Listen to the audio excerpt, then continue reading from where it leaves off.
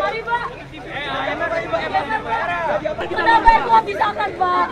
Ini dipinggirin yang langsung kasih jalan.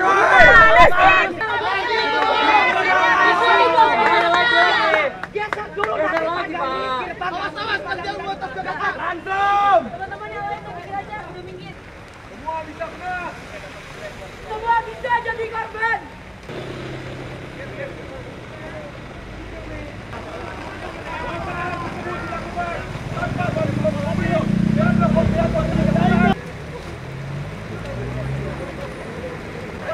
Polisi. Naikin jas. Polisi.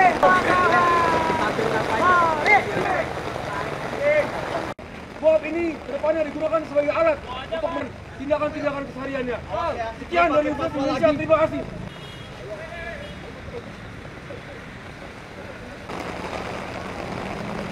Tindakannya disetujui hari ini.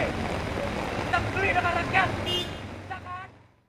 Bapak Ibu, ya, ada sedikit perbandingan antara KUHP lama dan KUHP baru. KUHP lama ya, KUHP itu pada intinya adalah undang-undang yang mengatur interaksi antara negara yang diwakili aparat penegak hukum dengan warga negara yang merupakan orang yang bermasalah dengan hukum. Ya. Di KUHP yang lama, negara itu terlalu powerful, aparat penegak hukum terlalu powerful. Ada di gambar yang sebelah kiri ya, yang merah itu. Kalau di KUHP yang baru ya, warga negara diperkuat, diberdayakan, haknya diperkuat ya, melalui juga penguatan profesi advokat sebagai orang yang mendampingi warga negara. Kemudian di KUHP yang baru ini kita sudah melakukan akomodasi maksimal terhadap kelompok rentan ya. Dalam RU ini kita mencantumkan pengaturan spesifik untuk kelompok rentan, penyandang disabilitas.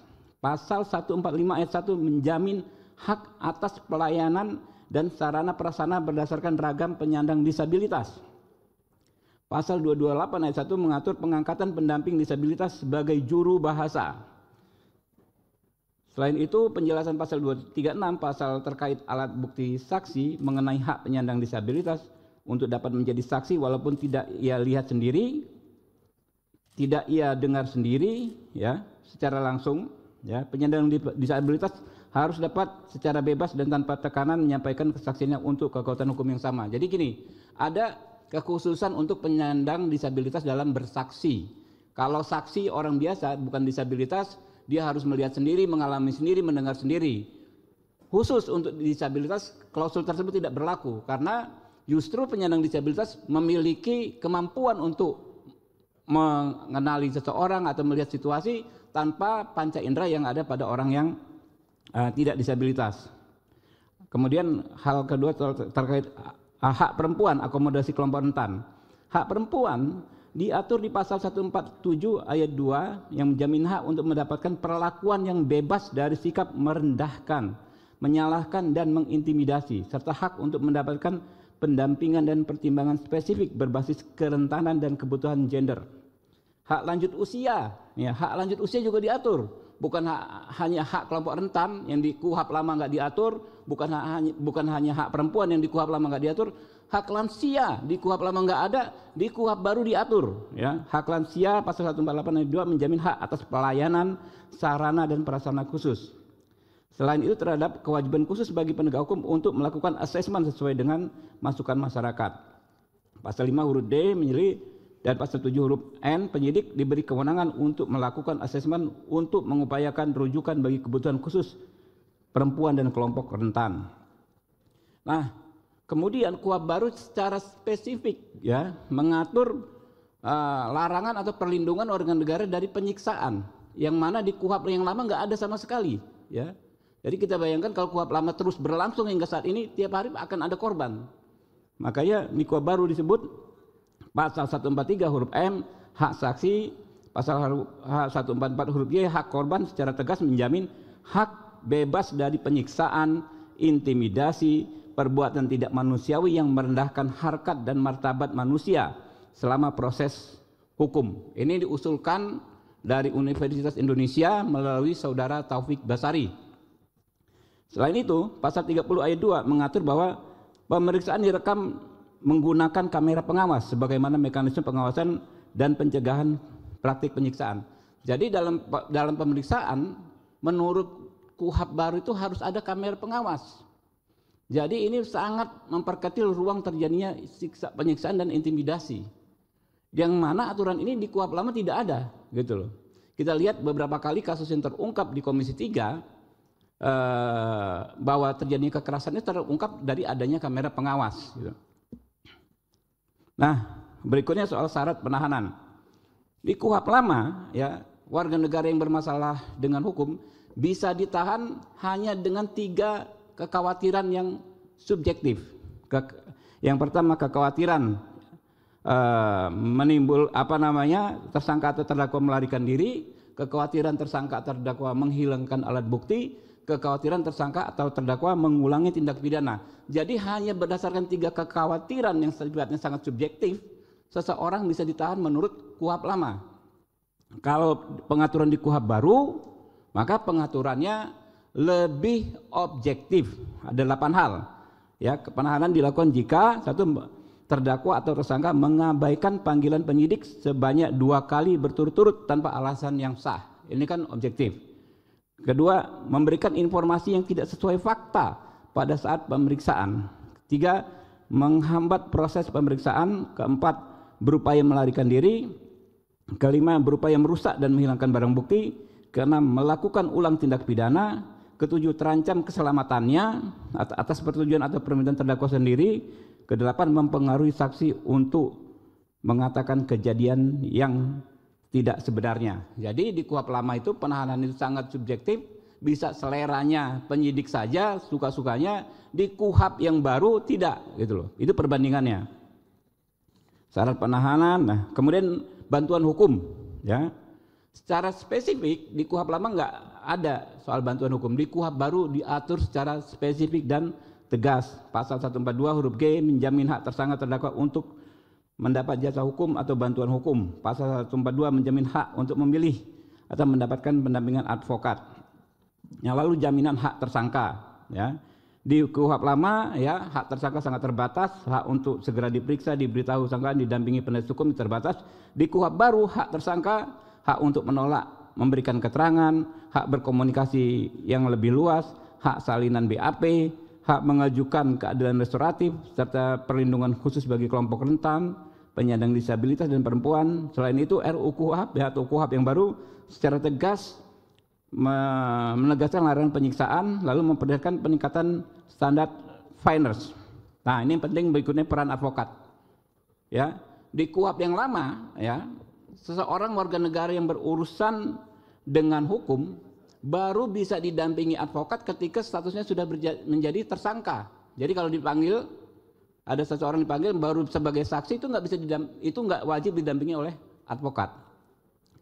Nah, di KUHP yang baru, seseorang sejak awal bisa didampingi oleh advokat, bahkan ketika belum berstatus sebagai saksi, baru pemberi keterangan pun sudah bisa didampingi oleh advokat.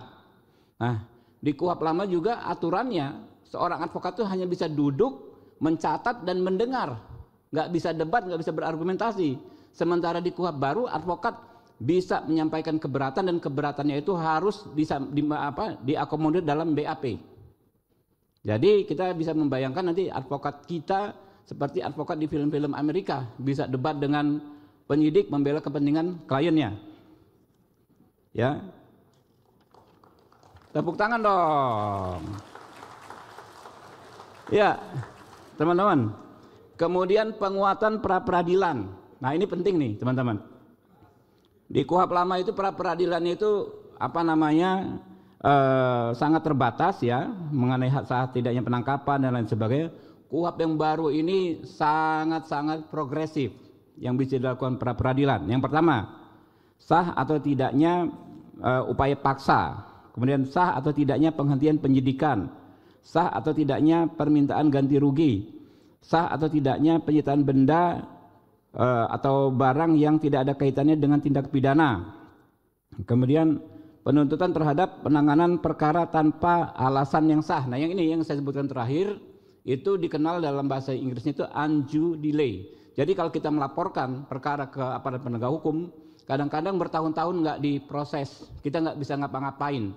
Nah, dengan KUHP yang baru, maka hal tersebut menjadi objek pra-peradilan. Kita bisa ajukan gugatan pra-peradilan agar hakim memutus agar laporan kita bisa ditindaklanjuti. Lalu soal permohonan penangguhan penahanan dan pembantaran penahanan juga menjadi objek KUHP. Ya. Kemudian yang terbaru adalah yang paling penting menurut saya adalah soal keadilan restoratif, ya. Ya, keadilan restoratif ini adalah intinya penyelesaian masalah antara pelaku dengan korban untuk mengembalikan kerugian korban tanpa melanjutkan ke proses hukum. Banyak sekali perkelahian remaja, misalnya orang yang sudah damai tapi proses hukumnya sering lanjut, ya kan ya. Pertengkaran tetangga antar tetangga, orang yang sudah damai tapi proses hukum berlanjut. Ujaran, ya, yang sekarang disebut ujaran kebencian, orang merasa dicemarkan nama baiknya, tidak dimusyawarahkan, tapi prosesnya bisa berlanjut. Dengan KUHP yang baru, itu ada yang namanya mekanisme restoratif justice. Bisa bertemu, dipertemukan pelaku dengan korban, dicari titik temunya sehingga nggak perlu lanjut ke proses hukum. Ini nilai-nilai luhur yang sejak zaman dulu sebetulnya juga sudah ada, tapi baru kita atur secara tegas dalam KUHP ini, ya. Berikutnya KUHP baru juga mengatur soal penguatan dan perlindungan hak korban, kompensasi, restitusi dan rehabilitasi, ya. Ya, terakhir teman-teman, ya, KUHP baru ini, ya, walaupun baru kita sahkan hari ini, sudah langsung bisa diterapkan dan digunakan oleh aparat penegak hukum 2 Januari. Karena pengaturannya kita bikin, kita siasatin demikian gitu loh. Ketentuan lain tidak boleh, ya. Yang pertama ada beberapa poin. Yang pertama, ketentuan lain tidak boleh bertentangan dengan KUHP kecuali diatur oleh KUHP. Peraturan pelaksana harus menyesuaikan dan sinkron dengan KUHP. Lalu untuk pelaksanaan acara pidana yang sedang berjalan masih berlaku sepanjang tidak bertentangan dengan KUHP. Peraturan pelaksana KUHP tidak menyebabkan kekosongan hukum. Peraturan pelaksana KUHP harus ditetapkan paling lama 1 tahun setelah KUHP diundangkan.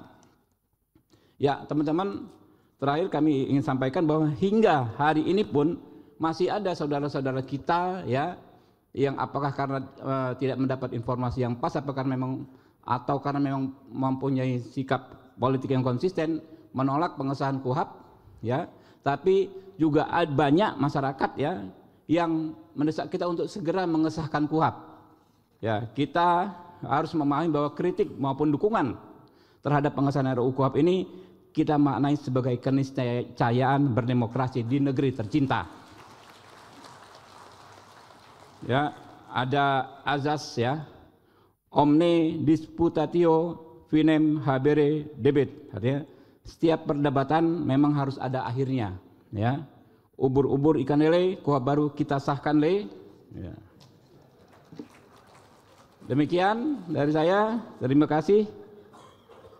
Wassalamualaikum warahmatullahi wabarakatuh. Salam, Om Santi Santi Om, Namo Buddhaya, salam kebajikan. Jakarta, 18 November 2025. Pimpinan Komisi 3 DPR RI, Ketua Dr. Haji Habibur Rahman, SMA A88.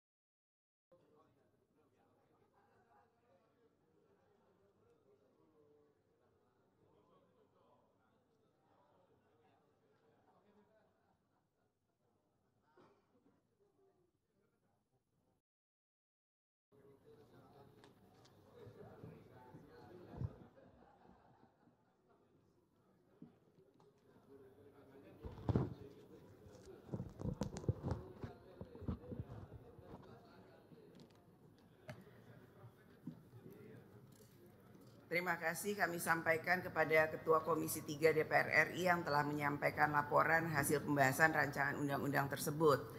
tibalah saatnya kami minta persetujuan fraksi-fraksi terhadap rancangan undang-undang tentang Kitab Undang-Undang Hukum Acara Pidana.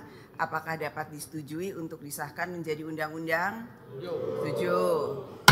Terima kasih.